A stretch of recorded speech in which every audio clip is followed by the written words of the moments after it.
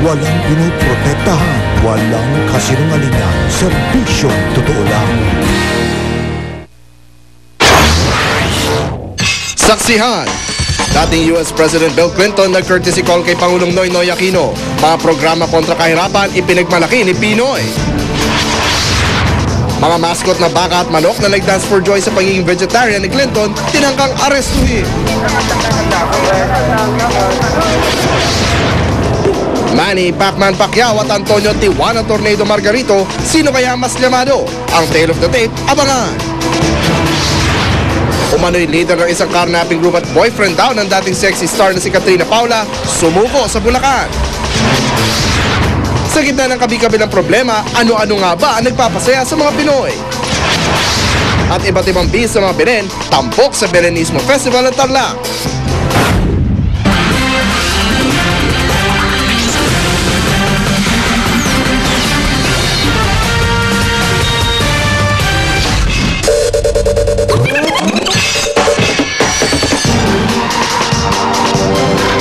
Sumentro sa kampanya ng gobyerno ng Pilipinas kontra kahirapan ang pulong ni Pangulong Noynoy Aquino at dating US President Bill Clinton. Matapos ang courtesy call, dumiretso sa Manila Hotel si Clinton para sa kanyang speaking engagement na dinaluhan ng naglalakihang pangalan sa politika. Saksi si Sandra Aguinaldo. Pasado alas 3 ng hapon, dumating si dating US President Bill Clinton sa guest house building ng Malacanang para mag-courtesy call kay Pangulong Aquino. Sumentro ang usapan ng dalawa tungkol sa mga hakbang ng gobyerno ng Pilipinas para maibsan ang kahirapan. President Clinton had many questions about what's happening in the Philippines. Yun nga, yung focus niya was mostly on the anti-poverty programs. Ibinida pa ni Aquino ang Conditional Cash Transfer Program. Bibigyan ng buwan ng alawan sa mga mahihirap na pamilya kapalit ng pagtupad ng ilang kondisyong pang-edukasyon at pangkalusugan. Sabi naman ni Pangulong Clinton na magandang idea yung conditional cash transfer and that he fully supports the conditional cash transfer program of the Aquino administration as a means of reducing poverty. Bukod sa usapin ng indigenous sources of energy, interesado rin daw si Clinton sa usapin ng self-sufficiency ng bansa sa bigas. Nag-alok pa nga raw ito ng tulong sa pamamagitan ng Clinton Global Initiative na layong magkaisa ang mga bansa sa pagtugon sa mga problemang kinakaharap ngayon sa buong mundo. Kaninang umaga lang inanunsyo ng Malacanang ang tungkol sa courtesy call dahil kagabi lang daw na-plansya ang schedule. Magiliw daw ang pag-uusap ni Pinoy at Clinton. Sa isang punto, humingi pa raw ng diet soft drinks ang dating US President. It was a casual meeting, very informal, and mukhang the two leaders hit it off. They were very friendly towards each other. Pagkatapos ng courtesy call ay dumiretso na sa Manila Hotel ang dating US President para sa kanyang speaking engagement. Sinabi ni Clinton na hamon daw sa ating Pangulo ang global financial crisis. Makakatulong din daw kung mamumuhunan ng Pilipinas sa edukasyon, trabaho at food security. Nagsalita rin siya tungkol sa politika sa Pilipinas. I like the fact that your former President Gloria Arroyo went back to the Parliament with President Ramos. I love the fact that he's still writing books and still coming to terms with all these economic security. You want people in these presidential jobs, no matter what their political differences are, who have a clear idea. Kabilang sa mga dumalo sa speaking engagement ni Clinton ang dati niyang kaklaseng si Congresswoman Gloria Arroyo. Present din sina dating Pangulo Fidel Ramos at Vice President Jejomar Binay na kabrad ni Clinton sa Alpha Phi Omega Fraternity. Sinita naman ng US Secret Service ang isang katutubong nakabahag sa mismong seminar at pinagbihis. Sinubukan pa siyang ipagtanggol ng isang profesor pero sa huli ay nanaig ang mga organizer. They're supposed to be treated as guests. They all came from Baguio and paid money just to come here to listen to President Bill Clinton, and then they are asked to leave simply because they are wearing our national outfit. Sandra Aguinaldo ang inyong saksi. Todo higpit ang seguridad sa paligid ng Manila Hotel para sa speaking engagement ni dating US President Bill Clinton. Buntik pang huliin ng mga pulis ang mascot na baka at manok na sumasayaw na sumalubong kay Clinton. Saksi si Chino Gaston.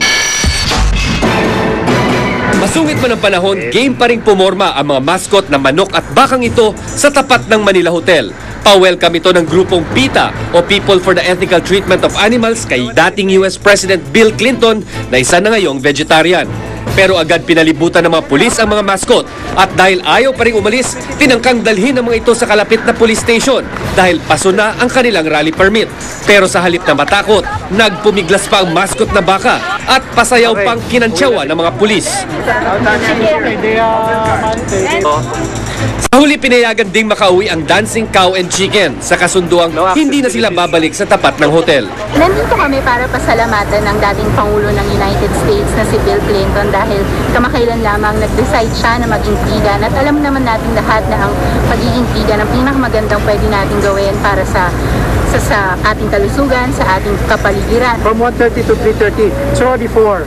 So we're just inviting them to the office.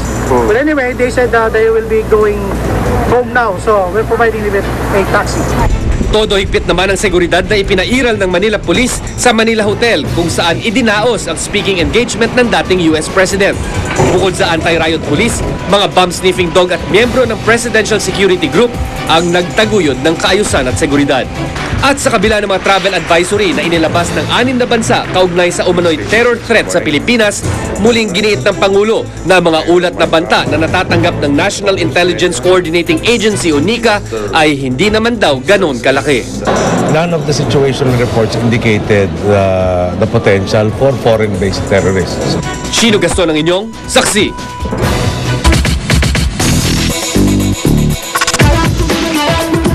Natulog na lang at masasaksihan na ang laban ni napambansang kamao Manny Pacquiao at ng Mexicanong si Antonio Margarito. Ano kaya ang mga bentahe ni na Pacman at Tijuana Tornado sa kanilang inaabangang bakbakan? Ang tale of the tape sa report ng saksing si James Velasquez.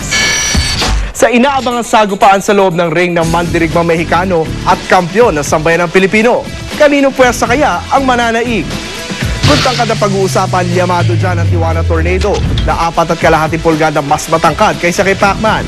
Ang abot naman ng kamao ni Margarito, 73 pulgada, tihamak na mas mahaba kaysa sa 67.5 pulgada reach ni Pacquiao.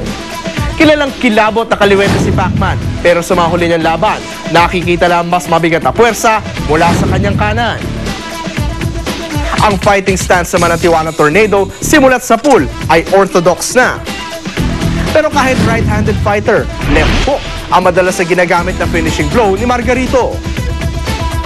Gayunman, iba ang kwento kung record sa ring. Ang pag-uusapan, ang pound-for-pound best fighter in the world tunay na nakabibilib sa naitala niyang 51 wins. 38 dyan, tulog ang kalaban. Ang bilang ng knockout wins si Pacman ay siya rin naman dami ng tagumpay sa ring ni Margarito. Gayunman, sa 38 wins na yan ng Tijuana Tornado, 11 lang ang hindi niya napatulog. Isang natural super welterweight. Ayon sa mga sports analyst ay yamado rin si Margarito kung puwersa ang pag-uusapan. Kung meron kang malaking kaha, you can actually overpower your opponent, pressure him to go towards the ropes, and if he does go towards the ropes, then you can just keep on punching. Pero ang pambato ng Pilipinas, mas mabilis naman daw at mas madiskarte. Manny Pacquiao is parang the Mona Lisa of boxing, you know. Yung kanyang, he's one of the few fighters na ma-excite ka kahit na siya'y very defensive. Kaya naman sa gabi ng bakbakan sa ring ni Pacquiao kontra sa kanyang pinakamalaki at pinakamabigat na kalaban, may pabaong payo ang mga eksperto.